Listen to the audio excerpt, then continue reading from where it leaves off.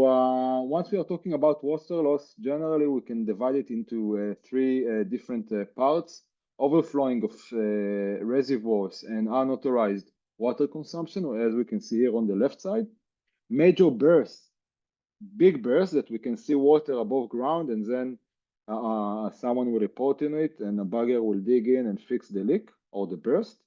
And the major part is actually leak through the network, which are related to some cracks, unsealed areas in pipes, valves, joints, and so on.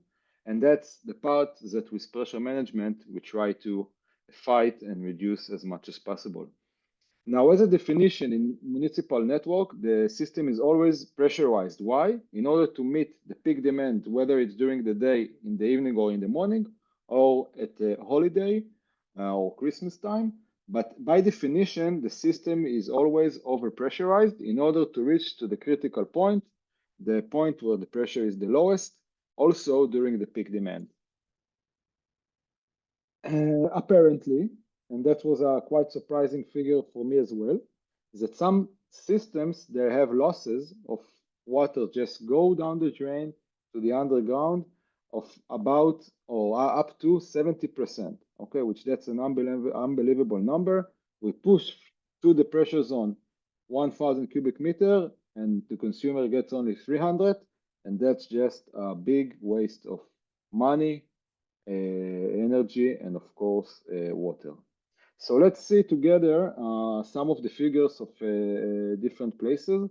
This graph shows Western Europe, okay, modern countries, developed countries, where we are comparing the actual leakage, okay, or non-revenue water compared to the target.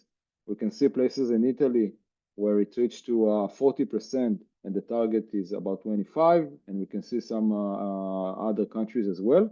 But it's amazing that it's not always related to what's the condition of the country, whether it's developed or undeveloped.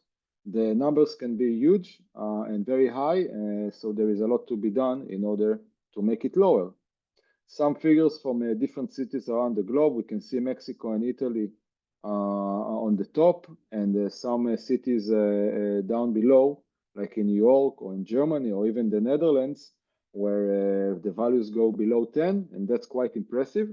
But even then, in these countries, they invest a lot in technologies in order to make it even lower because of the huge volume of water which being lost, and there is always a thing to do in order to improve it. The last graph shows the non-revenue water percentage, okay, in proportion to the size of the population or connected people to the network. We can see China and the States on the right side, and the smaller countries on the left. And also here we can see some countries which reach to nearly 40%. United Kingdom is it's in about average of 20%.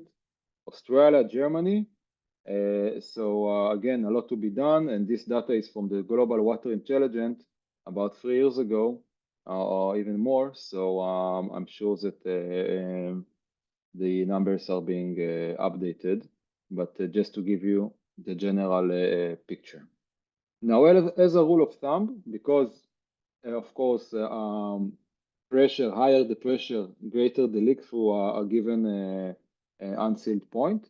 So if we will reduce the pressure within 10%, a rule of thumb is that the leak will be reduced by the same ratio. So if I'm reducing the pressure from 40 meter down to 36, and I'm losing every day 100 cubic meter of water, so I expect that now I will lose only 90 cubic meter, which is quite significant. Another side effect, which is also dramatic, is that greater the pressure, there is more stress on the pipe itself, and it's likely to create major bursts. And here we can see the proportion between the average night pressure in a given DMA or in a given pressure zone, and the result is the number of bursts per 1,000 properties. So again, higher the pressure, more bursts, very logical. And that's another incentive why to reduce the pressure and to bring it to lower values. So if we are looking on a wider perspective on the non-revenue water for water utility, we can divide it to these 5 parts. First, the real leakage, okay? That's a real physical losses from the distribution network, and that's what pressure management try to tackle. There is also a big or relatively not a small part of apparent leakage, which that refers to inaccuracy of water meters. And sometimes this deviation of the meters is being accumulated. And in order to optimize something, we must get reliable data.